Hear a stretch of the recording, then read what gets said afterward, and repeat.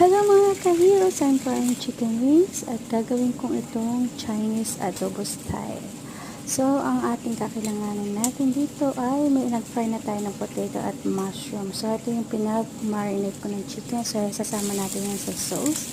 So, na-fry na rin natin yung ating chicken wings and mushroom. Ilalagay na rin natin yung ating bawang at luya at yung pinag-marinate. So, para mas malasa yung ating chicken adobo Chinese style. So, ito na mga ka-heroes. Naglalagay na tayo ng final sauce at pakukuloy mo natin for a while bago natin ilagay yung ating potato. At yan, kumulo na nga at lagay na natin yung ating potato at isunod natin din ilagay yung ating paminta after few minutes boil. So, yan na mga ka-heroes.